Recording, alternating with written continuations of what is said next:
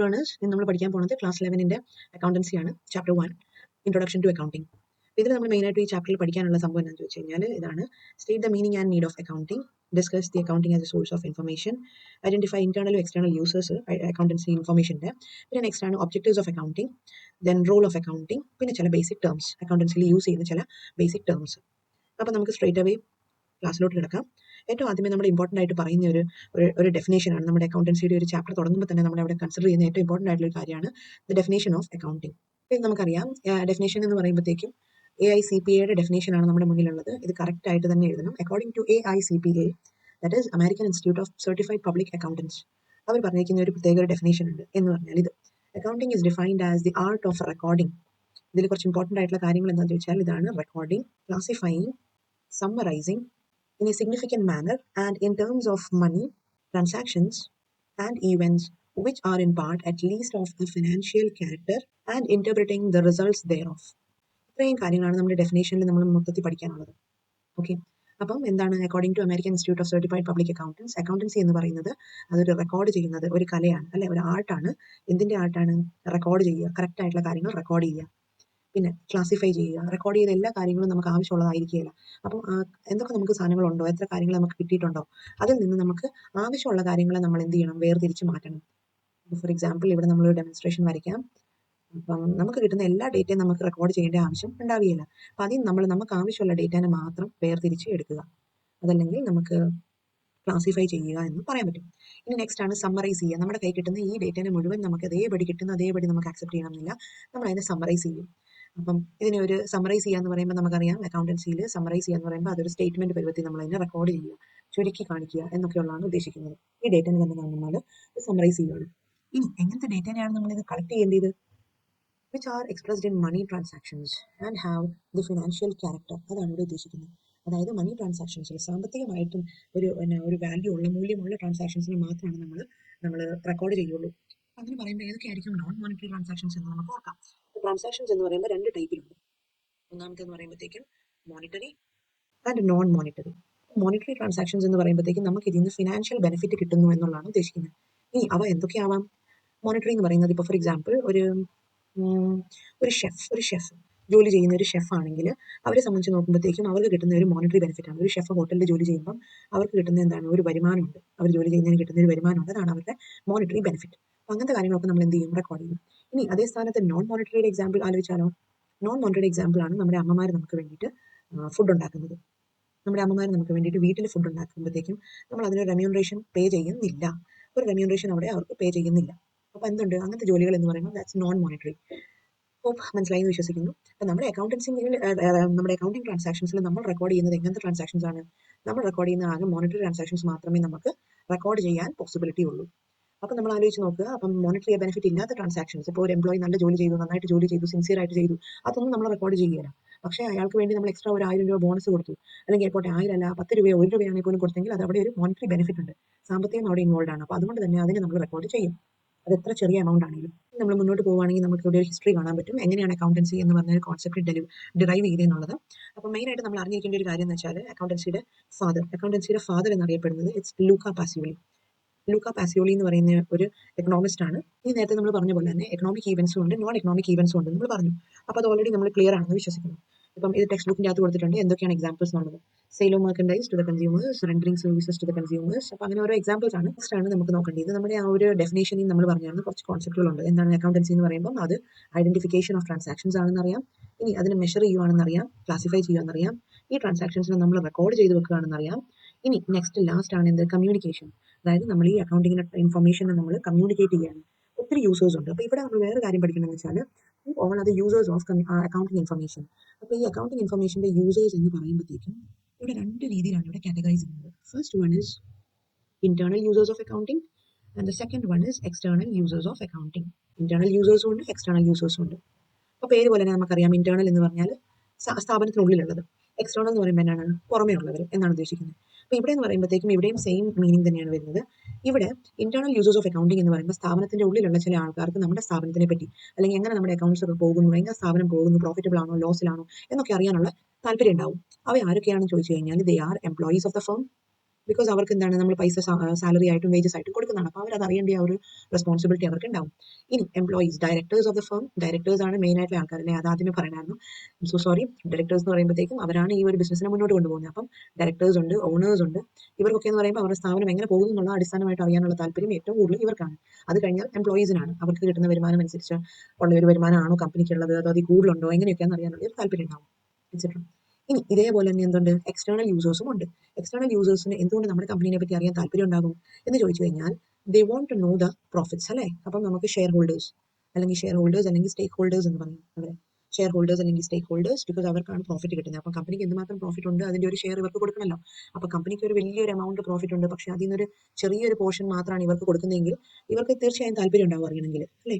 അപ്പം കമ്പനിക്ക് ഒരു വലിയൊരു പോർഷൻ പ്രോഫിറ്റ് ഉണ്ടെന്നുണ്ടെങ്കിൽ അവർക്ക് കിട്ടേണ്ട ഷെയർ ഓഫ് പ്രോഫിറ്റ് കൂടണം എന്നുള്ള അവർക്ക് അറിയേണ്ട ഒരു റെസ്പോൺസിബിലിറ്റി ഉള്ളതുകൊണ്ട് അവർക്ക് എന്തുണ്ട്, they will be interested to know about the dealings of the business. ഇനി നെക്സ്റ്റ് ആണ് ഗവൺമെന്റ്. ഇനി എന്തുകൊണ്ട് government, because government has to receive tax.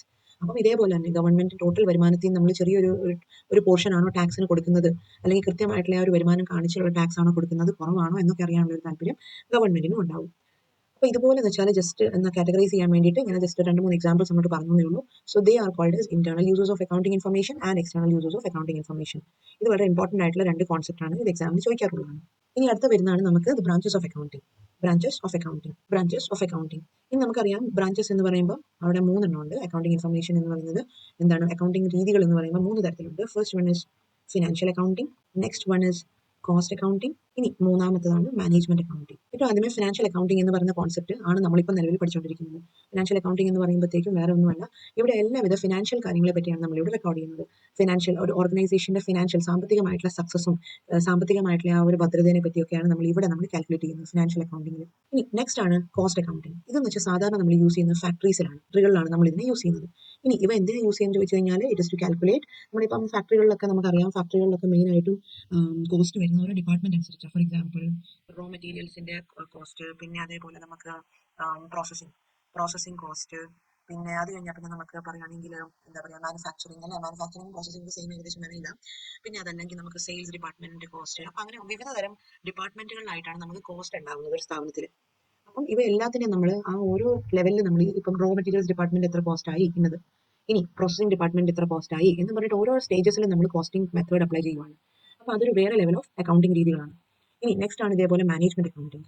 Management accounting എന്ന് പറയുമ്പോഴത്തേക്കും അത് അടുത്ത ഒരു ഡിഫറെന്റ് കോൺസെപ്റ്റ് ആണ്. ഇവിടെ എന്ന് പറയുമ്പോഴത്തേക്കും നമുക്ക് എന്താണ്, it deals with people and organisation. People and organisation, സ്ഥാപനവും പിന്നെ വ്യക്തികളിലും തമ്മിലുള്ള ഒരു എന്താ ബന്ധം എന്നാ പറയുക നമുക്കതിനെ, അതാണ് ശരിക്കും മാനേജ്മെന്റ് അക്കൗണ്ടിംഗിൽ ഡീൽ ചെയ്യുന്നത്. അപ്പം ഇവിടെ സ്റ്റഡി ചെയ്യുന്ന കുറച്ച് കാര്യങ്ങൾ എന്തൊക്കെയാണെന്ന് ചോദിച്ചു കഴിഞ്ഞാൽ നമുക്കിവിടെ ടെക്സ്റ്റിലും കാണാൻ പറ്റുന്നുണ്ട്. അതായത് it deals with budgeting, assessing profitability, taking pricing decisions, capital structure decisions, expenditure decisions and so on. അപ്പോൾ നമുക്കെന്ന് വെച്ചാൽ ഒരു സ്ഥാപനത്തിന് മൊത്തത്തിലുള്ള സാമ്പത്തികം മാത്രമല്ല ബാക്കി എല്ലാ കാര്യങ്ങളും കൂടി പഠിക്കുന്നതിനാണ് മാനേജ്മെന്റ് അക്കൗണ്ടിംഗ് എന്ന് പറയുന്നത്. അപ്പോൾ നമ്മളെ സംബന്ധിച്ച് നോക്കുമ്പോൾ നമ്മൾ സ്കൂൾ ലെവലിൽ ഈ ഒരു സംഭവം ഇത്രയും കൂടുതൽ പഠിക്കേണ്ട ആവശ്യമില്ല. നമ്മളെ സംബന്ധിച്ച് നോക്കുമ്പോൾ ഈ ഒരു ഫിനാൻഷ്യൽ അക്കൗണ്ടിംഗ് മാത്രമാണ് നമ്മളെ സംബന്ധിച്ച് പഠിക്കേണ്ട ആവശ്യമുള്ളൂ. കുറച്ചൊരു ഹയർ ക്ലാസ്സിലോട്ടും പിന്നെ കോളേജ് ലെവലിലോട്ടും പോകുമ്പോഴാണ് കോസ്റ്റ് അക്കൗണ്ടിങ്ങും മാനേജ്മെന്റ് അക്കൗണ്ടിങ്ങിന്റെ ഒക്കെ ഒരു സ്റ്റഡീസ് വരുന്നത്. നെക്സ്റ്റ് പഠിക്കാനുള്ള കോൺസെപ്റ്റ് എന്താണെന്ന് ചോദിച്ചാൽ അതാണ് qualitative characteristics of accounting information. ഇനി ഇതിന് നമുക്കെന്ന് വെച്ചാൽ 4 ക്ലാസിഫൈ ചെയ്യാൻ പറ്റും. അതിനുള്ള ഷോർട്ട് കട്ട് ആണ് RRUC. First one is reliability, next is relevance, അടുത്താണ് അണ്ടർസ്റ്റാൻഡബിലിറ്റി, ലാസ്റ്റ് ആണ് കമ്പയറബിലിറ്റി. ഈ 4 കോൺസെപ്റ്റ് ആണ് നമുക്ക് ഇതിന്റെ കീഴിൽ പഠിക്കാനുള്ളത്. റിലയബിലിറ്റി എന്ന് പറയുമ്പോഴത്തേക്കും വേറെ ഒന്നുമല്ല, വിശ്വസനീയം. നമുക്ക് എന്തുമാത്രം വിശ്വസിക്കാൻ പറ്റും. അക്കൗണ്ടിംഗ് ഇൻഫർമേഷൻ വളരെ പ്രോപ്പറായിട്ട് വളരെ നല്ല രീതിയിൽ പ്രിൻസിപ്പിൾസ് ഒക്കെ ഉപയോഗിച്ച് ചെയ്യുന്നതായതുകൊണ്ട് നമുക്ക് തീർച്ചയായും അക്കൗണ്ടിംഗ് ഇൻഫർമേഷൻ നമുക്ക് ട്രസ്റ്റ് ചെയ്യാൻ പറ്റും.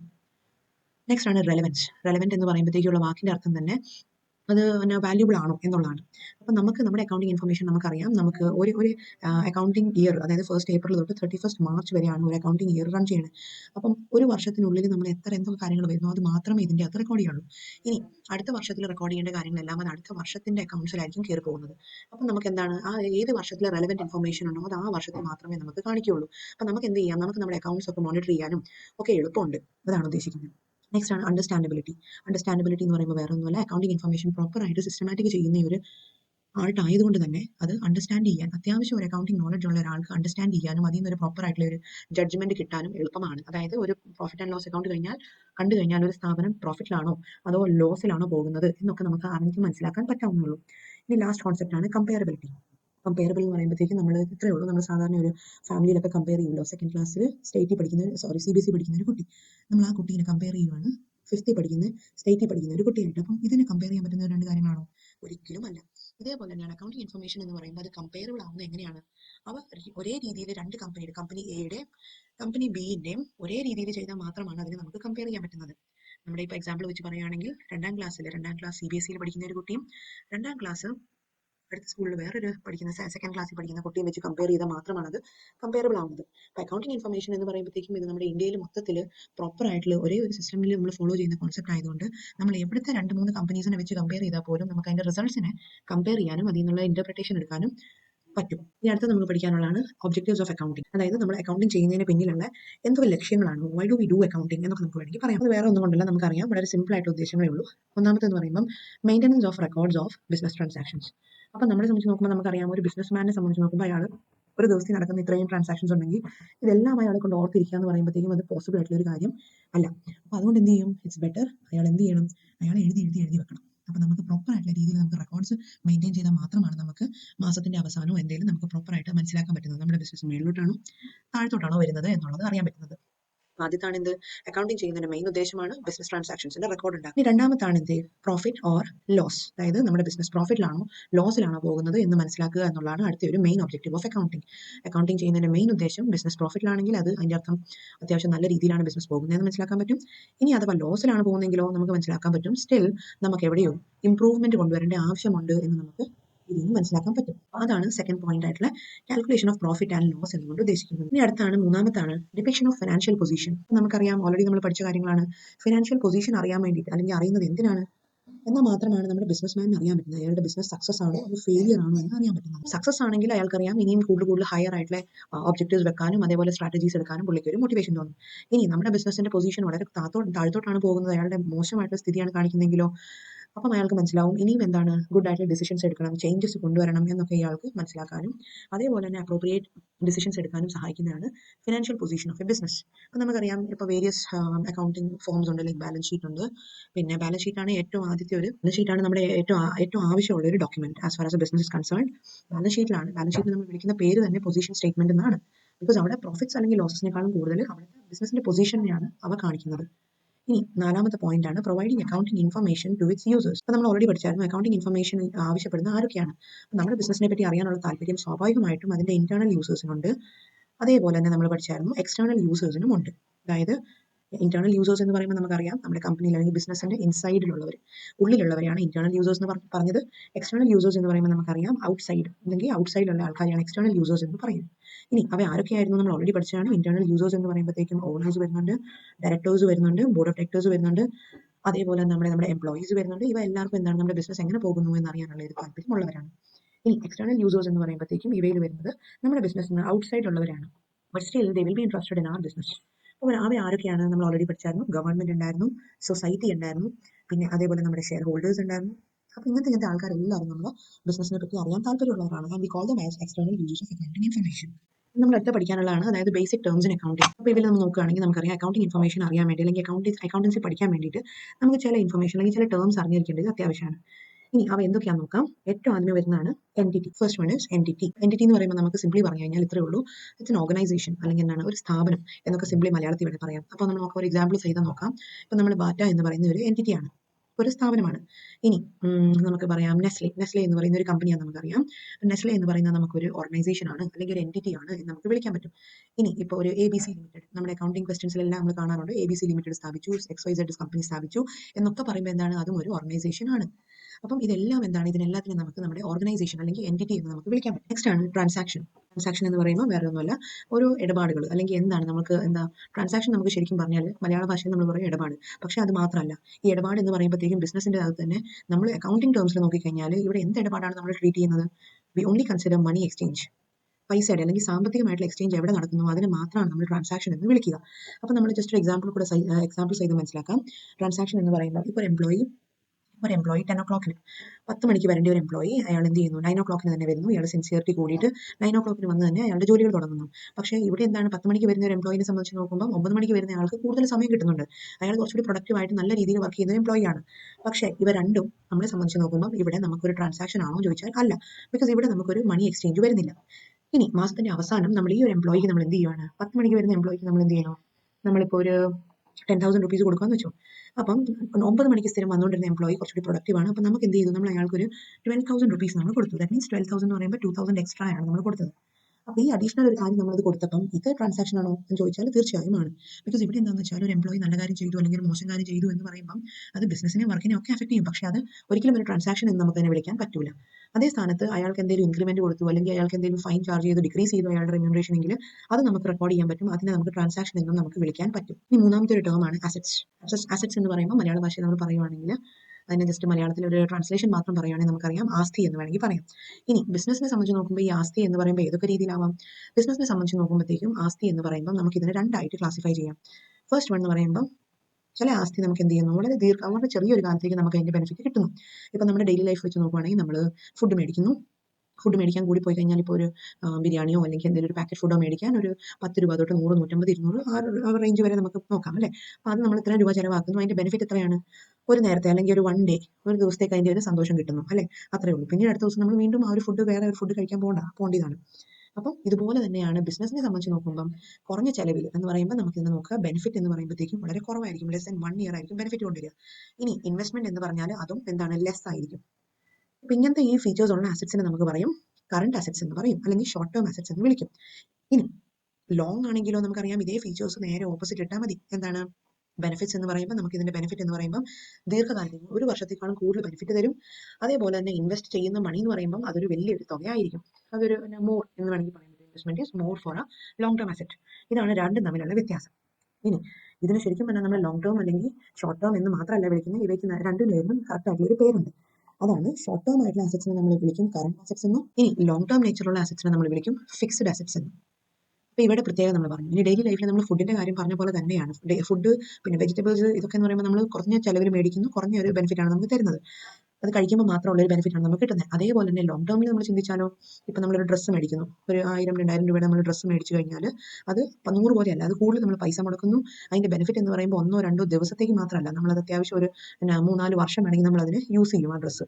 അപ്പോൾ അത് കൂടുതൽ ചിലവും കൂടുതൽ ബെനിഫിറ്റുമാണ് ഇവിടെ ഉദ്ദേശിക്കുന്നത്. അപ്പോൾ ഇതേപോലെ തന്നെയാണ് ബിസിനസിന്റെ കാര്യത്തിലും വരിക. ഇനി ബിസിനസിന്റെ പോയിന്റ് ഓഫ് വ്യൂ കൂടെ നോക്കിക്കഴിഞ്ഞാൽ ഏതൊക്കെയാണ് എക്സാമ്പിൾസ് നോക്കിക്കഴിഞ്ഞാൽ കറന്റ് അസറ്റ്സിൽ വരുന്ന ഏറ്റവും ബെസ്റ്റ് ഓപ്ഷൻ ആണ് ക്യാഷ്. അതായത് നമുക്കറിയാം ഒരാൾക്ക് എത്ര ഗോൾഡോ ലാൻഡോ ഒക്കെ ഉണ്ടെങ്കിൽ പോലും നമുക്കൊരു ആവശ്യം വന്നു കഴിഞ്ഞാൽ ക്യാഷിന് തുല്യം ഒന്നും ആവുകയില്ല. അപ്പോൾ ക്യാഷ് ആണ് ഏറ്റവും ബേസിക് ആയിട്ടുള്ള ഒരു കറന്റ് അസറ്റ് എന്ന് നമുക്ക് ആദ്യമേ പറയാൻ പറ്റുന്നത്. പിന്നെ അടുത്താണ് ഡെറ്റേഴ്സ്. ഡെറ്റേഴ്സ് എന്ന് പറയുമ്പോൾ നമ്മൾ അടുത്ത് പഠിക്കും, എന്നാലും പറയാം, നമുക്ക് ഇങ്ങോട്ട് പൈസ തരാനുള്ളവരെയാണ് നമുക്ക് ഡെറ്റേഴ്സ് എന്ന് വിളിക്കുന്നത്. അതായത് നമ്മൾ ഒരാൾക്ക് 10,000 റുപ്പീസ് കൊടുത്തു, അയാൾ നമുക്ക് ഇങ്ങോട്ട് തരാനുണ്ടെങ്കിൽ we call them as debtors. ഇനി ക്യാഷ്, ഡെറ്റേഴ്സ് ഇതെല്ലാം എന്ന് പറയുമ്പോഴത്തേക്കും കറന്റ് അസറ്റ്സിന്റെ ചില എക്സാമ്പിൾസ് ആണ്. ഇനി അടുത്താണ് ഫിക്സ്ഡ് അസറ്റ്സിന്റെ എക്സാമ്പിൾസ്. ഫിക്സ്ഡ് അസറ്റ്സ് നമുക്കറിയാം ഇത് ലോങ് ടേം ബെനിഫിറ്റ് തരുന്ന എക്സ്പെൻസുകളാണ്. അപ്പോൾ ഇതിന് നമുക്ക് പറയുകയാണെങ്കിൽ നമുക്ക് വേണമെങ്കിൽ മെഷീനറി, ലാൻഡ്, പിന്നെ അതേപോലെ ഫർണിച്ചർ. അപ്പോൾ ഇതിന്റെ മേളിലൊക്കെയുള്ള ചിലവുകൾ നോക്കുക, അതെന്തായാലും കുറഞ്ഞ ചിലവല്ല, അത് കൂടുതലൊരു ചിലവ് കൊണ്ട് നമുക്ക് അതിൻ്റെതായ നമുക്കൊരു റിട്ടേണും കുറച്ച് കൂടുതൽ നാളത്തേക്ക് നമുക്ക് കിട്ടും. അതാണ് ഇവിടെ ഉദ്ദേശിക്കുന്നത്. ഇനി നാലാമത്താണ് ലൈബിലിറ്റീസ്. ലൈബിലിറ്റീസ് എന്ന് പറയുമ്പോഴത്തേക്കും ഇത് മലയാള ഭാഷയിൽ കറക്റ്റായിട്ട് പറയുകയാണെങ്കിൽ ബാധ്യത എന്ന് വേണമെങ്കിൽ പറയാം. അപ്പോൾ നമ്മളെ സംബന്ധിച്ച് നോക്കുമ്പോൾ ബാധ്യത എന്ന് പറയുമ്പോൾ ബിസിനസിന്റെ ലൈബിലിറ്റീസ് എന്ന് പറയുമ്പോൾ ഇതിനെ രണ്ടായിട്ട് ക്ലാസിഫൈ ചെയ്യും. First one is short term in nature, short ടേമിലുള്ളത്. പിന്നെ അടുത്താണ് ലോങ് ടേം ഇൻ നേച്ചർ, ദീർഘകാലത്തേക്കുള്ളത്. ഷോർട്ട് ടേം എന്ന് പറയുമ്പോൾ നമുക്ക് ഓൾറെഡി അറിയാം അവിടുത്തെ ആ ഒരു മോണിറ്ററി വാല്യൂ എന്ന് പറയുമ്പോൾ കുറവായിരിക്കും. പിന്നെ ആ ഒരു പീരീഡ് എന്ന് പറയുമ്പോഴത്തേക്കും അതും ലെസ് ദാൻ 1 ഇയർ ആയിരിക്കും. ഇനി അതേപോലെ ലോങ് ടേം എന്ന് പറഞ്ഞാൽ എന്താണ്, മോണിറ്ററി വാല്യൂ കൂടുതലായിരിക്കും. പിന്നെ അതേപോലെ അതിന്റെ പീരീഡ് എന്ന് പറയുമ്പോഴത്തേക്കും അതൊരു മോർ ദാൻ 1 ഇയർ കാലയളവായിരിക്കും സാധാരണ രീതിയിൽ. അപ്പോൾ അതിൻ്റെ ഒരു എക്സാമ്പിൾ സഹിതം നമുക്ക് പഠിക്കാം. ഇപ്പം നമ്മളൊരു ഫ്രണ്ടിൻ്റെ അടുത്ത് നിന്ന് ഒരു ലോൺ മേടിച്ചു. ഫ്രണ്ടിൻ്റെ അടുത്ത് ആകുമ്പോഴത്തേക്കും നമുക്കറിയാം വലിയൊരു RBI കാരനൊന്നുമല്ല, അയാളുടെ നമ്മളിപ്പോൾ 50,000 റുപ്പീസിൻ്റെ ലോൺ മേടിച്ചു. അതുകൊണ്ട് നമ്മൾ പറഞ്ഞു എന്താണ് 3 മാസം കഴിയുമ്പോൾ തരാമെന്ന് പറഞ്ഞു. അപ്പോൾ അതെന്താണ് ഇവിടെ എമൗണ്ടും ചെറുതാണ്, അതേപോലെ കാലയളവും ചെറുതാണ്. അത് നമ്മൾ ഷോർട്ട് ടേം ആണെന്ന് വിളിക്കാം. ഇനി അതുപോലെ തന്നെ നമ്മൾ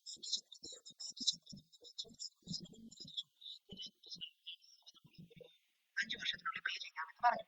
ഓക്കെ, അപ്പോൾ ഇതെന്താണ് ഇവിടെ കാലയളവും കൂടുതലാണ്, അതേപോലെ ആ ഒരു എമൗണ്ടും കൂടുതലാണ്. അപ്പോൾ അതിനെ നമുക്ക് എന്ത് ചെയ്യാൻ വിളിക്കും, ലോങ് ടേം ലൈബിലിറ്റീസ് എന്ന് വിളിക്കാൻ പറ്റും. ഇനി അടുത്ത അഞ്ചാമത്താണ് ക്യാപിറ്റൽ. ക്യാപിറ്റൽ എന്ന് പറയുമ്പോൾ നമുക്കറിയാം ഇതിന്റെ മലയാള ഭാഷയിൽ പറഞ്ഞു കഴിഞ്ഞാൽ ഇതിന് മൂലധനം എന്ന് പറയാം. അതായത് ഒരു ബിസിനസ്മാൻ ബിസിനസ് സ്റ്റാർട്ട് ചെയ്യുമ്പോൾ അയാളുടെ അടുത്ത് എത്ര മണി ഉണ്ടോ, എത്ര ഫണ്ട് ഉണ്ടോ, അതിനെയാണ് ക്യാപിറ്റൽ എന്ന് വിളിക്കുക. അപ്പോൾ ക്യാപിറ്റൽ എന്ന് പറയുമ്പോഴത്തേക്കും അതൊരു ലൈബിലിറ്റി ആണ് എന്ന് എപ്പോഴും ഓർക്കുക. ഇപ്പം ഇയാൾ സ്വന്തമായിട്ട് തുടങ്ങുന്ന ഒരു ബിസിനസ് ആണോ ആരുടെ ആണോ ഇതൊന്നും നോക്കേണ്ട ആവശ്യമില്ല. നമ്മൾ എപ്പോഴും പറഞ്ഞിട്ടുണ്ട് ബിസിനസ്സും ബിസിനസ്മാനും രണ്ടും രണ്ട് വ്യക്തികളാണ്. ഇയാളുടെ സ്വന്തം ബിസിനസ് ആണെങ്കിൽ പോലും ബിസിനസ്സും ബിസിനസ്മാനും രണ്ടും രണ്ട് വ്യക്തികളാണ്. അപ്പം നമ്മൾ മറ്റൊരാളുടെ കയ്യിൽ നിന്ന് ലോൺ വേറൊരാൾക്ക് കൊടുത്ത രീതി തന്നെയാണ് ക്യാപിറ്റൽ എന്ന് പറഞ്ഞ സാധനത്തിൽ നമ്മൾ ട്രീറ്റ് ചെയ്യുന്നത്. അപ്പം ബിസിനസ് തുടങ്ങാൻ വേണ്ടിയിട്ട് അയാളുടെ ഓൺടർപ്രണർ ഇടുന്ന ഫണ്ടിനെയാണ് നമ്മൾ ക്യാപിറ്റൽ എന്ന് വിളിക്കുന്നത്. അതൊരു ലൈബിലിറ്റി ആണ്. ബിസിനസിന്റെ പോയിന്റ് ഓഫ് വ്യൂ അതൊരു ബാധ്യതയാണ്. ബിക്കോസ് ബിസിനസ് പൂട്ടി പോകുമ്പോൾ അയാൾക്ക് എന്ത് ചെയ്യണം, അയാളുടെ ആ ഒരു ഓണർ ഇത് എത്ര എമൗണ്ട് ഉണ്ടോ അത് തിരിച്ചു കൊടുക്കാനുള്ള ബാധ്യത ഉണ്ട്. നെക്സ്റ്റ് ആണ് സെയിൽസ്. സെയിൽസ് എന്ന് പറയുമ്പോൾ വേറെ ഒന്നുമല്ല, നമുക്ക് ഗുഡ്സ് മാത്രമല്ല, ഗുഡ്സ്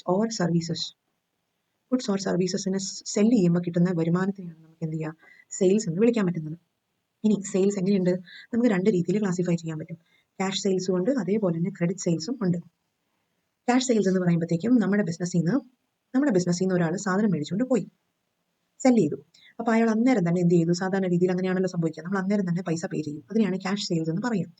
ഇനി അടുത്ത ഒരു പോയിന്റ് എന്താണ്, നമുക്കറിയാം ചില നമ്മുടെ റിലേറ്റീവ്സ് ആയിരിക്കാം, അല്ലെങ്കിൽ നമുക്ക് പരിചയമുള്ളവരായിരിക്കാം, ഫ്രണ്ട്സ് ആയിരിക്കാം, അല്ലെങ്കിൽ പൈസ കിച്ച് ബുദ്ധിമുട്ടുള്ളവരായിരിക്കാം. അപ്പം നമ്മൾ എന്ത് ചെയ്യുന്നു, അവർക്ക് നമ്മൾ സാധനം സെല് ചെയ്യുന്നു. ഓക്കെ, സാധനം സെല് ചെയ്യുന്നു, പക്ഷേ അതിന് ഉടനെ തന്നെ അവർ ചിലപ്പോൾ പേയ്മെന്റ് തരണം ഇല്ല. അപ്പോൾ അവരതിന് പകരം എന്ത് ചെയ്യും, അവർ പറയും ഒരു 3 months കഴിഞ്ഞിട്ട് അല്ലെങ്കിൽ അടുത്ത മാസം ഞാൻ എന്ത് ചെയ്യാം, ഈ പൈസ പേ ചെയ്യാം, ഇപ്പൊ തരാൻ പറ്റൂല പിന്നീട് തരാം എന്ന് പറഞ്ഞു പോകുന്നവരെ നമ്മൾ വിളിക്കും ക്രെഡിറ്റ് സെയിൽസ്. അതായത് സ്പോട്ടിൽ തന്നെ നമുക്ക് റെഡി ക്യാഷ് ആയിട്ട് ട്രാൻസാക്ഷൻ നടന്നാൽ പറയും ക്യാഷ് സെയിൽസ്. ഇനി പിന്നീട് ഒരു കാലയളവിലോട്ട് നമ്മൾ പൈസ അല്ലെങ്കിൽ നമുക്ക് കിട്ടേണ്ട ആ ഒരു സെയിൽസിന്റെ എമൗണ്ട് ട്രാൻസ്ഫർ ചെയ്താൽ നമ്മൾ പറയും ക്രെഡിറ്റ് സെയിൽസ്. ഇനി ഏഴാമത്തെ പോയിന്റ് ആണ് റവന്യൂസ്. റവന്യൂസ് എന്ന് പറയുമ്പോൾ നമുക്കറിയാം ഇതെന്താണ്, ഇത് ഇൻകം ആണ്, വരുമാനമാണ്. റവന്യൂ എന്ന് വെച്ചാലാണ് ഇൻകം, വരുമാനം. അപ്പൊ നമ്മുടെ ബിസിനസ്സിലോട്ട് പല രീതിയിലും വരുമാനം വരാം. ഒന്നാമത്തത് കമ്മീഷൻ, ഇൻട്രസ്റ്റ് വഴി, പിന്നെ അതേപോലെ തന്നെ നമുക്ക് ഡിവിഡൻഡ്, അതേപോലെ തന്നെ റെന്റ് റിസീവ് ചെയ്യുവാണെങ്കിൽ അങ്ങനെ വരാം. പല രീതിയിലും ഇൻകംസ് ഒക്കെ താരതമ്യേന കുറവായിരിക്കും, എക്സ്പെൻസസ് ആയിരിക്കും കൂടുതലും. ഒരു ബിസിനസ്സിലോട്ടുള്ള വരുമാനം ഈ രീതിയിലൊക്കെ വരാം. Commission received, interest, dividend, rent received എന്നൊക്കെ പറയുന്ന സാധനങ്ങളെല്ലാം നമ്മുടെ റവന്യൂസ് ആണ്, വരുമാനമാണ്. ഇനി എട്ടാമത്താണ് എന്ത്, എക്സ്പെൻസസ്. നമുക്ക് ഓൾറെഡി അറിയാം എക്സ്പെൻസസ് എന്ന് പറയുമ്പോൾ എന്താണ്, ചെലവുകളാണ്. അപ്പം സ്വാഭാവികമായിട്ടും ഇൻകംസിനെക്കാളും കൂടുതൽ ഐറ്റംസ് ആണ് നമ്മുടെ എക്സ്പെൻസസിൽ വരിക. ഫോർ എക്സാമ്പിൾ പറയുകയാണെങ്കിൽ റെന്റ് പേ ചെയ്തു, റെന്റ് പെയ്ഡും ആവാം റിസീവ്ഡും ആവാം, റെന്റ്, വേജസ്, സാലറീസ്, ഇതെല്ലാം നമുക്ക് എന്താണ്, ബിസിനസ്സിന് ആവശ്യമുള്ള ചില എക്സ്പെൻസസ് ആണ്. ഇനി നെക്സ്റ്റ് ആണ് എക്സ്പെൻഡിച്ചറും എക്സ്പെൻസും തമ്മിൽ എല്ലാം മാറിപ്പോകാറുണ്ട്. ചെറിയൊരു വ്യത്യാസമേ ഉള്ളൂ. എക്സ്പെൻഡിച്ചർ എന്ന് പറയുമ്പോഴത്തേക്കും ഇതിന് ചില ലോങ് ടേം ബെനിഫിറ്റുകൾ നമുക്ക് കിട്ടുന്നുണ്ട്, ലോങ് ടേം ബെനിഫിറ്റ്സ്. ഇപ്പോൾ ഫോർ എക്സാമ്പിൾ നമ്മളിപ്പോൾ ഒരു പേഴ്സണലി നമ്മൾ ചിന്തിച്ച് നോക്കിയാൽ, ഒരാൾ ഒരു ഡ്രസ്സ് മേടിക്കുന്നു, അല്ലെങ്കിൽ ഇപ്പം എന്താണ് നമുക്ക് പറയുകയാണെങ്കിൽ ഒരു ടോഫി മേടിക്കുന്നു. ഓക്കെ, ഒരു ടോഫി മേടിക്കുമ്പോൾ അതിന്റെ ബെനിഫിറ്റ് എന്ന് പറയുമ്പോഴത്തേക്ക് ആ ഒരു 2-3 മിനിറ്റ്സ് അല്ലെങ്കിൽ ആ ഒരു മൊമെന്റിലോട്ടായിരിക്കും നമുക്ക് അതിന്റെ ബെനിഫിറ്റ് കിട്ടുക. ഇനി അതേ സ്ഥാനത്ത് അയാൾ എന്ത് ചെയ്യുന്നു, അയാളുടെ സ്കൂളിന്റെ ഫീസ് പേ ചെയ്യുന്നു. അപ്പോൾ ഈ സ്കൂളിന്റെ ഫീസ് എത്ര നാളത്തേക്കായിരിക്കും, അത് നമുക്കൊരു 1 ഇയർത്തേക്കുള്ള ഫീസാണ് പേ ചെയ്യുന്നത്. ഇതിന് കിട്ടുന്ന ബെനിഫിറ്റ് നമ്മളൊരു കമ്പാരിസൺ നടത്തിക്ക്, ഇത് ഷോർട്ട് ടേം ആയിരുന്നു, ഇതൊരു എക്സ്പെൻസ് ആണ് അല്ലെ, ഒരുപാട് ചെലവ് എന്ന് വേണമെങ്കിൽ പറയാൻ പറ്റും. അതേ സ്ഥാനത്ത് സ്കൂൾ ഫീസ് എന്ന് പറയുന്നത് നമ്മുടെ കയ്യിൽ നിന്ന് പോയ പൈസയാണ്, പക്ഷെ എന്നാലും അതിനെ എക്സ്പെൻഡിച്ചർ എന്ന് നമുക്ക് പറയാൻ പറ്റും, ബിക്കോസ് അതിന്റെ ബെനിഫിറ്റ് നമുക്ക് ലോങ് ടേമിലോട്ട് പ്രൊവൈഡ് ചെയ്യുന്നുണ്ട്. അപ്പൊ അങ്ങനെ നോക്കിക്കഴിഞ്ഞാൽ ഏതൊക്കെയായിരിക്കും നമ്മുടെ ചില എക്സ്പെൻഡിച്ചേഴ്സ് എന്ന് പറയുമ്പോൾ, നമ്മൾ ബിൽഡിങ്ങിന് റെന്റ് പേ ചെയ്യുന്നു, നമ്മുടെ ജോലിക്കാർക്ക് വേജസ് കൊടുക്കുന്നു, സാലറീസ് കൊടുക്കുന്നു, അതേപോലെ തന്നെ നമുക്ക് KSEB അല്ലെ, KSEB നമ്മൾ കറണ്ട് കണക്ഷൻ എടുക്കുന്നു, പിന്നെ അതേപോലെ വൈഫൈയുടെ ചാർജസ്, ഇതെല്ലാം എന്ന് പറയുമ്പോഴത്തേക്കും നമ്മൾ യൂസ് ചെയ്യുന്നത് ദീർഘകാലത്തേക്ക് നമുക്ക് ബെനിഫിറ്റ് തരുന്ന കാര്യങ്ങളാണ്. ഒരു പാഴ് ചെലവ് നമുക്ക് അതിനെ വിളിക്കാൻ പറ്റൂല. ഇനി അടുത്താണ് നമ്മുടെ പ്രോഫിറ്റ്. 10ാമത്തെ പോയിന്റ് ആണ് പ്രോഫിറ്റ്. പ്രോഫിറ്റ് എന്ന് പറയുമ്പോൾ ഓൾറെഡി എല്ലാവർക്കും അറിയാവുന്നതാണ്. പ്രോഫിറ്റ് എന്ന് പറയുന്നതാണ് ഏതൊരു ബിസിനസ്മാനും ആഗ്രഹിക്കുന്നത് പ്രോഫിറ്റ് ആണ്. പ്രോഫിറ്റ് എന്ന് പറയുമ്പോൾ വേറെ ഒന്നുമല്ല, നമ്മുടെ എക്സ്പെൻസസും ഇൻകംസും വെച്ച് കമ്പയർ ചെയ്യുമ്പോഴത്തേക്കും നമ്മുടെ എക്സ്പെൻസസിനെക്കാളും കൂടുതലാണ് ഇൻകം എങ്കിൽ അതിനെ നമുക്ക് പ്രോഫിറ്റ് എന്ന് വിളിക്കാൻ പറ്റും. അതായത് നമുക്കൊരു എക്സ്പെൻസ് 10 രൂപയുണ്ടെന്ന് വെച്ചോ, 10 രൂപ നമ്മുടെ ബിസിനസിന്റെ ചെലവാണ്. ഇനി വരുമാനം എന്ന് പറയുമ്പോൾ നമുക്ക് 15 രൂപയാണെങ്കിൽ സ്വാഭാവികമായിട്ടും നമുക്ക് എന്താണ്, ഇൻകം ആണ് കൂടുതൽ എന്ന് പറയാൻ പറ്റും, വരുമാനം കൂടുതലാണ്. അപ്പം ഇതിൽ വരുന്ന ഈ ഡിഫറൻസ്, ഈ 5 ആണ് നമ്മുടെ പ്രോഫിറ്റ് എന്ന് നമുക്ക് വിളിക്കാൻ പറ്റും. ഇനി നെക്സ്റ്റ് ആണ് ഗെയിൻ. 11th വൺ ആണ് ഗെയിൻ എന്ന് പറയുമ്പോഴത്തേക്കും ഇത് എപ്പോഴും സംഭവിക്കുന്ന ഒരു കാര്യമല്ല. ബിസിനസിനെ സംബന്ധിച്ച് വല്ലപ്പോഴും നടക്കുന്ന ചില ഇൻകംസിനെയാണ്, ചില വരുമാനങ്ങളെയാണ് നമുക്ക് ഗെയിൻ എന്ന് വിളിക്കാൻ പറ്റുന്നത്. ഇപ്പോൾ ഫോർ എക്സാമ്പിൾ നമുക്കിപ്പോൾ ഒരു ഫിക്സഡ് അസറ്റിനെ നമ്മൾ വിറ്റു. അപ്പോൾ അത് എപ്പോഴും നടക്കുന്ന ഒരു കാര്യമല്ല. ഫിക്സഡ് അസറ്റിനെ നമ്മൾ സെല് ചെയ്യുന്നു, അപ്പോൾ എന്ത് ചെയ്യുന്നു, അതിൽ നിന്നൊരു കുറച്ച് പൈസ നമുക്ക് കിട്ടുന്നു. അപ്പോൾ അതെന്താണ്, നമുക്കൊരു ഗെയിൻ ആണ്. ഇനി അതേപോലെ തന്നെയാണ് ഒരു കോടതി കേസ് ജയിക്കുന്നു, അതേപോലെ തന്നെ അസറ്റിന്റെ വാല്യൂ കൂടുന്നു, ഇങ്ങനത്തെ കാര്യങ്ങളെല്ലാം എന്താണ്, നമുക്ക് ഓരോ ഗെയിൻ ആണ്. അപ്പോൾ ഒരിക്കലും ബിസിനസിന്റെ ഒരു മെയിൻ ആക്ടിവിറ്റി അല്ല, ബിസിനസ് അതിനുവേണ്ടി അല്ല നമ്മൾ നടത്തുന്നത്. പക്ഷെ എന്നാലും ബിസിനസ് നടത്തുന്നതിന്റെ ഭാഗമായിട്ട് ഇവ കിട്ടുന്ന ചില വരുമാനങ്ങളെയാണ് നമ്മൾ ഗെയിൻ എന്ന് വിളിക്കുന്നത്. ഇനി അടുത്താണ് ലോസ് എന്ന് പറഞ്ഞാൽ വേറെ ഒന്നുമല്ല, നമുക്ക് ഓൾറെഡി നമ്മൾ കേട്ടാണ് നഷ്ടം എന്ന് പറയും അല്ലെ. അത് പ്രോഫിറ്റിന്റെ നേരെ ഓപ്പോസിറ്റ് ആണ്. അതിന്റെ അർത്ഥം എന്താണ്, when the expenses is more than incomes. എക്സ്പെൻസസും ഇൻകം വെച്ച് കമ്പയർ ചെയ്യുമ്പോഴത്തേക്കും എക്സ്പെൻസസ് കൂടുതലായിരിക്കുന്ന അവസ്ഥേനെയാണ് നമ്മൾ ലോസ് എന്ന് പറയുന്നത്. ഇപ്പൊ ചുരുക്കി പറഞ്ഞു കഴിഞ്ഞാൽ നമ്മുടെ എക്സ്പെൻസസ് 10 രൂപയും നമ്മുടെ വരുമാനം ഇൻകം എന്ന് പറയുന്നത് 5 രൂപയാണെന്ന് വെച്ചോ. അപ്പം എന്താണ് ഇവിടെ സംഭവിച്ചത്? നമ്മുടെ വരുമാനത്തെക്കാളും ഇരട്ടിയാണ് നമ്മുടെ ചെലവുകൾ. അപ്പം അതിന് നമുക്ക് പറയാം 5 രൂപ എന്ന് പറയുന്നത് ഇവിടുത്തെ ലോസ് ആണെന്ന് നമുക്ക് പറയാൻ പറ്റും. നമുക്ക് അടുത്ത പഠിക്കാനുള്ളതെന്ന് പറയുമ്പോൾ 13ാമത്തെ കോൺസെപ്റ്റ് ആണ്, അതായത് ഡിസ്കൗണ്ട് എന്ന് പറയുന്നതാണ്. ഡിസ്കൗണ്ട് എന്ന് പറയുമ്പോഴത്തേക്കും നമ്മൾ ഓൾറെഡി അറിയാം, നമുക്ക് ഇപ്പം ന്യൂ ഇയർ ആണ്. അപ്പം എന്താണ് നമുക്ക് എല്ലാവർക്കും കാണാൻ പറ്റുന്നുണ്ട് ക്ലിയറൻസ് സെയിൽ, അതേപോലെ കട കാലിയാക്കൽ എന്നൊക്കെ പറയുന്നത് നമ്മൾ പലയിടത്തും കാണുന്നതാണ്, റൈറ്റ്? സോ അപ്പോൾ ഡിസ്കൗണ്ട് എന്ന് പറയുമ്പോൾ വേറെ ഒന്നുമില്ല, നമ്മൾ ഒരു പ്രൊഡക്റ്റിന് പ്രൈസ് ഉണ്ടായിരിക്കും, ഒരു പെർട്ടിക്കുലർ പ്രൈസ്, ഒരു MRP ഉണ്ടായിരിക്കും. ഇനി അതൊരു മേ ബി ഒരു 100 റുപ്പീസ് എടുക്കാം. അപ്പോൾ അതിൽ ഏതെങ്കിലും താഴ്ന്ന പ്രൈസ്, മേ ബി 99 ആണെങ്കിൽ കുറവാണ്, 90 ആണെങ്കിൽ അല്ലെ, അതിന്റെ MRPനേക്കാളും കുറഞ്ഞ ഏത് വിലയ്ക്ക് വിൽക്കുന്നു അതിനെയാണ് ഡിസ്കൗണ്ട് എന്ന് പറയുന്നത്. ഒരു കുറഞ്ഞ വിലയിൽ നമ്മൾ വിൽക്കുന്നു. ഇനി ഇത് തന്നെ നമുക്ക് എന്താണ്, രണ്ട് രീതിയിലുണ്ട് ഡിസ്കൗണ്ട് എന്ന് പറയുമ്പോൾ. അത് ക്ലാസിഫൈ ചെയ്യുന്നത് ട്രേഡ് ഡിസ്കൗണ്ടും ഉണ്ട്, അതേപോലെ തന്നെ ക്യാഷ് ഡിസ്കൗണ്ടും ഉണ്ട്. അപ്പോൾ ഇത് പലപ്പോഴും എക്സാമിന് വന്നിട്ടുള്ളതാണ്. ട്രേഡ് ഡിസ്കൗണ്ട് എന്താണ് അല്ലെങ്കിൽ ക്യാഷ് ഡിസ്കൗണ്ട് എന്താണെന്നുള്ളത് ഒരു ഇമ്പോർട്ടന്റ് ആയിട്ടുള്ള ഒരു ക്വസ്റ്റ്യൻ കൂടിയാണ് ഈ ഒരു ഏരിയയിൽ. അപ്പോൾ ട്രേഡ് ഡിസ്കൗണ്ട് എന്ന് പറയുമ്പോൾ നമുക്കറിയാം ഇത് രണ്ട് രീതിയിൽ, അതായത് ട്രേഡ് ഡിസ്കൗണ്ട് ഉണ്ട്, ക്യാഷ് ഡിസ്കൗണ്ട് എന്ന് അറിയാലോ. അപ്പം ഒന്നാമത്തെ ട്രേഡ് ഡിസ്കൗണ്ട് എന്ന് പറയുമ്പോൾ ഇത് ഓൾറെഡി അഗ്രി ചെയ്തിരിക്കുന്ന ഒരു പെർസെന്റേജ് ഓഫ് റിഡക്ഷൻ ആണ് പ്രൈസിന്റെ മേളിൽ. ഇപ്പൊ നമ്മൾ കാണാറുണ്ട് ഒരു ഷോപ്പിന്റെ മുമ്പിൽ എഴുതിയിരിക്കുകയാണ് 50% ഡിസ്കൗണ്ടിൽ സാധനങ്ങൾ കൊടുക്കുന്നു എന്ന് പറഞ്ഞു കഴിഞ്ഞാൽ എന്നെ അർത്ഥം, അതായത് ഒരു സാധനത്തിന്റെ വില 100 ആണെങ്കിൽ അത് കിട്ടുന്ന ഏത് രൂപയ്ക്കാണ്, 50 റുപ്പീസിന് കിട്ടും. ഇനി 1000 റുപ്പീസിന്റെ ഒരു സാധനം ആണെങ്കിൽ അത് നമുക്ക് 500 റുപ്പീസിന് കിട്ടും എന്നാണ് ട്രേഡ് ഡിസ്കൗണ്ടിന്റെ അർത്ഥം. ഇനി രണ്ടാമതാണ് ക്യാഷ് ഡിസ്കൗണ്ട്. ക്യാഷ് ഡിസ്കൗണ്ടിന്റെ സിനാരിയോ എപ്പോഴാണ് വരുന്നതെന്ന് വെച്ചാൽ it comes in the case of credit transactions. അപ്പൊ നമ്മൾ ഇതിന് മുന്നോടിയായിട്ട് പഠിച്ചായിരുന്നു, രണ്ട് ട്രാൻസാക്ഷൻസ് ഉണ്ട്, ക്യാഷ് ആയിട്ടും ഉണ്ട്, ക്രെഡിറ്റ് ആയിട്ടും ഉണ്ട്. അപ്പം ക്യാഷ് ഡിസ്കൗണ്ട് എന്ന് പറയുമ്പോൾ ക്രെഡിറ്റ് ട്രാൻസാക്ഷൻസിന് മേളിലാണ് ആപ്ലിക്കബിൾ. അതായത് നമ്മുടെ ഷോപ്പിൽ നിന്ന് ഇപ്പോൾ ഒരാൾ വന്നിട്ട് ഒരു സാധനം മേടിച്ചു, നമ്മൾ സെയിൽസ് നടന്നു, സാധനം മേടിച്ചുകൊണ്ട് പോയി. ഇനി അയാൾ നമുക്ക് എന്ത് ചെയ്യാനുണ്ട്, പൈസ തരാനുണ്ട്. ഫോർ എക്സാമ്പിൾ ഒരു 10,000 റുപ്പീസിന്റെ സാധനം മേടിച്ചുകൊണ്ട് പോയി, ഇതൊരു ക്രെഡിറ്റ് ട്രാൻസാക്ഷൻ ആയിട്ടാണ് നമ്മൾ അവർക്ക് കൊടുത്തത്. ഇപ്പൊ സപ്ലയേഴ്സ് ആവാം, അങ്ങനെ പലരും ആവാം. അപ്പൊ ഇതാണ് ട്രാൻസാക്ഷന്റെ ഒരു കിടപ്പ്. അപ്പൊ അയാൾ നമുക്ക് 10,000 റുപ്പീസ് എന്ത് ചെയ്യും, ഒരു 1 മന്ത് കഴിയുമ്പോൾ തരാമെന്ന് പറഞ്ഞു. ഇനി നമ്മൾ അവരോട് എന്ത് പറയാണ്, അതായത് 1 മന്തിനുള്ളിൽ വിതിൻ 30 ഡേയ്സിന് അവർ തരുവാണെങ്കിൽ ഒരു 10% അവർക്ക് കുറച്ച് പേ ചെയ്താൽ മതി എന്ന് നമ്മളോട് അവർ പറഞ്ഞു. ഓക്കെ, അപ്പൊ അവരോട് നമ്മൾ ഇങ്ങനെ കാര്യം പറയുമ്പോൾ അതിന്റെ അർത്ഥം എന്താണ്, അവർ 1 മന്ത് കഴിയുമ്പോൾ, അതായത് ഒരു മാസത്തിനുള്ളിൽ തന്നെ അവർ പേ ചെയ്യുവാണെങ്കിൽ 10,000 മുഴുവൻ കൊടുക്കേണ്ട ആവശ്യമില്ല, മറിച്ച് അതിന്റെ ഒരു 10%, അതായത് 1000 രൂപ കുറച്ച് എത്ര പേ ചെയ്താൽ മതി, വെറും 9,000 റുപ്പീസ് പേ ചെയ്താൽ മതി എന്ന് അർത്ഥം. അത് എപ്പോഴാണ്, ഇയാൾ 1 മന്തിനുള്ളിൽ പേ ചെയ്യുവാണെങ്കിൽ. ഇനി അതല്ല, ഇയാൾ ഇപ്പോൾ ഒരു 2 മന്ത്സ് കൊടുക്കാനുള്ള തുക ഇതൊരു 2 മന്ത്സിനുള്ളിലാണ് ഈ പൈസ പേ ചെയ്യുന്നെങ്കിൽ ഈ ഡിസ്കൗണ്ട് ബാധകമാണോ? അല്ല. അപ്പം 2 മന്ത്സിനുള്ളിൽ പേ ചെയ്യുന്നെങ്കിൽ ഇയാൾ എന്ത് ചെയ്യണം, മുഴുവൻ 10,000 റുപ്പീസും കൊടുക്കേണ്ടി വരും. അപ്പം ഇതിൽ നിന്ന് നോക്കിക്കഴിഞ്ഞാൽ ഏതായിരിക്കും ലാഭം, 9,000 കൊടുക്കുന്നതാണോ 10,000 കൊടുക്കുന്നതാണോ? എന്തായാലും നമ്മളെ സംബന്ധിച്ച് ഈ സെല്ലറിനെ ബയറിനെ സംബന്ധിച്ച് നോക്കുമ്പോൾ പൈസ പേ ചെയ്യാനുള്ളതാണ് തിരിച്ച്. അപ്പൊ അയാളെ സംബന്ധിച്ച് നോക്കുമ്പോഴത്തേക്കും 9,000 കൊടുത്താൽ 1000 രൂപ ഇയാൾക്ക് ലാഭിച്ച് കിട്ടും. അപ്പൊ അതുകൊണ്ട് എന്ത് ചെയ്യും, അയാൾ എങ്ങനെ നോക്കിയാലും ഈ 1 മന്തിനുള്ളിൽ തന്നെ പൈസ തിരിച്ച് പേ ചെയ്യാൻ നോക്കും. അപ്പം അതെന്താണ് ഉദ്ദേശിക്കുന്നത് ഇവിടെ, ക്യാഷ് ഡിസ്കൗണ്ട് വഴി ഉദ്ദേശിക്കുന്ന ഇത്രയേ ഉള്ളൂ, നമുക്ക് തരാനുള്ള നമുക്ക് തരാനുള്ള ഡെറ്റേഴ്സിന്റെ അടുത്ത് നിന്ന് പ്രോംപ്റ്റ് ആയിട്ടുള്ള പേയ്മെന്റ്, അതായത് നമുക്ക് പ്രോംപ്റ്റ് ആയിട്ടുള്ള പേയ്മെന്റ് പ്രൊമോട്ട് ചെയ്യുക എന്നുള്ളതാണ് നമുക്ക് ക്യാഷ് ഡിസ്കൗണ്ട് വഴി ഉദ്ദേശിക്കുന്നത്. ഇനി നെക്സ്റ്റ് ആണ് അടുത്തത് 14th ഐറ്റം ആണ് വൗച്ചർ. വൗച്ചർ വൗച്ചർ എന്ന് പറയുമ്പോൾ വേറെ ഒന്നുമല്ല, നമുക്ക് അറിയാവുന്നതാണ്, ബില്ല് എന്ന് പറയുന്നതിന്റെ അടുത്ത് വാക്കാണ് വൗച്ചർ.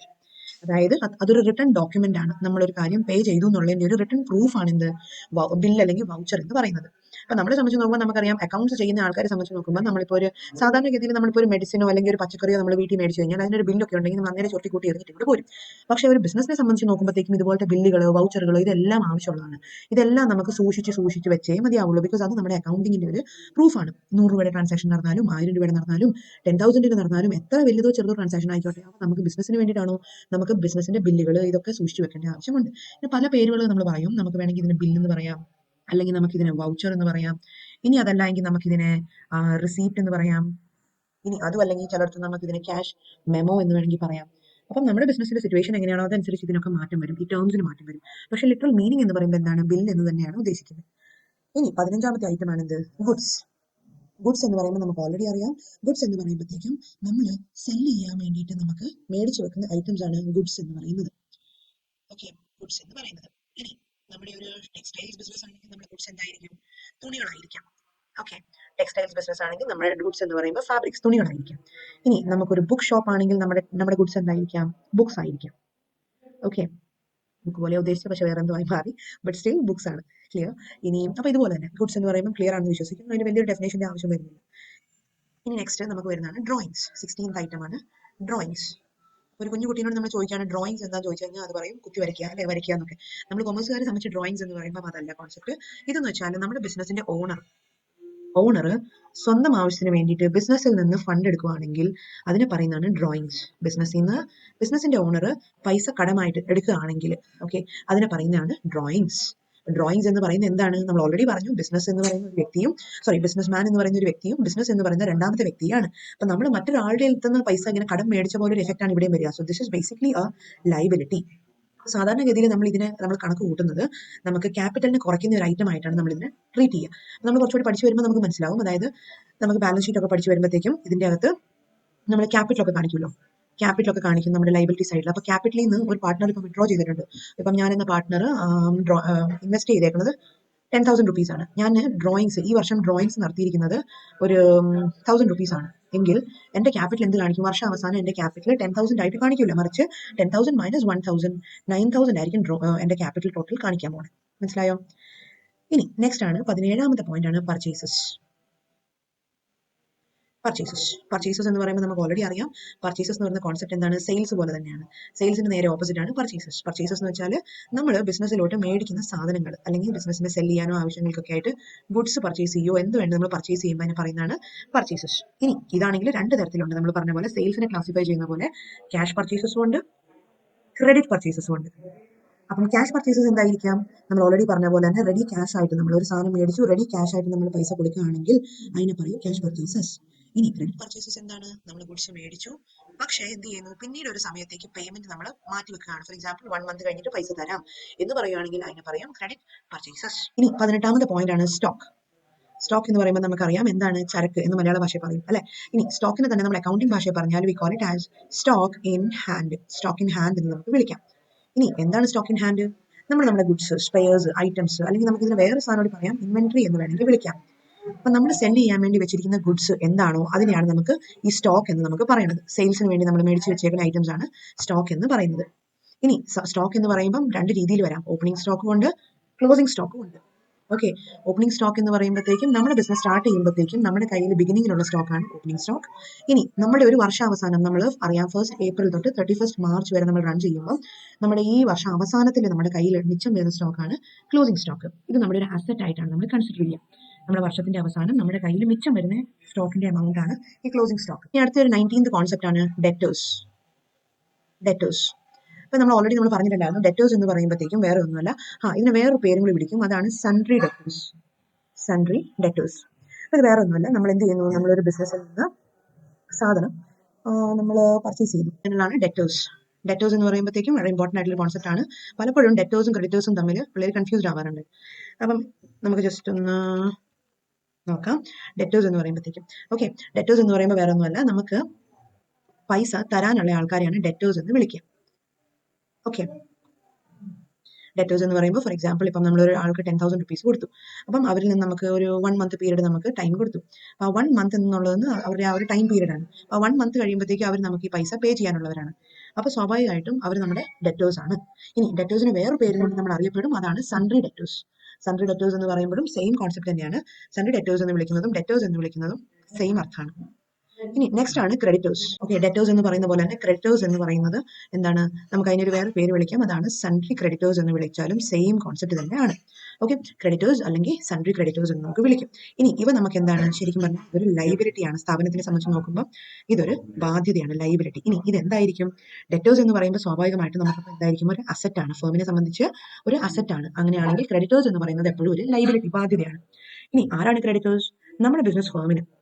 ഇത് നമ്മുടെ കമ്പനിയാണെന്ന് വിചാരിക്കാം. അപ്പൊ നമ്മുടെ കമ്പനി എന്ത് ചെയ്തു? മറ്റൊരാളുടെ അടുത്ത്, നമ്മുടെ ഒരു ബിസിനസ് ഫേം ആവാം അല്ലെങ്കിൽ ഒരു വേറെ വ്യക്തി ആവാം, അവരുടെ അടുത്ത് നമ്മളിപ്പോൾ ഒരു 1 lakh rupees ലോൺ ആയിട്ട് ചോദിച്ചു മേടിച്ചു. നമ്മളൊരു ലോൺ ആയിട്ട് മേടിച്ചു, അല്ലെങ്കിൽ ആ ഒരു ആളുടെ അടുത്തോ അല്ലെങ്കിൽ സ്ഥാപനത്തിന്റെ അടുത്തോ ബാങ്കിന്റെ അടുത്തോ നമ്മൾ പൈസ കടം മേടിച്ചു. അപ്പൊ നമ്മൾ സ്വാഭാവികമായിട്ടും നമ്മൾ അവർക്ക് ഈ ഒരു കടം റീപേ ചെയ്യാൻ ഉണ്ട്, നമുക്കത് തിരിച്ച് പേ ചെയ്യാനുള്ള ബാധ്യത ഉണ്ട്. അപ്പൊ അതുകൊണ്ട് തന്നെ ഇവരെ നമ്മുടെ ക്രെഡിറ്റേഴ്സ് എന്ന് നമുക്ക് വിളിക്കാം.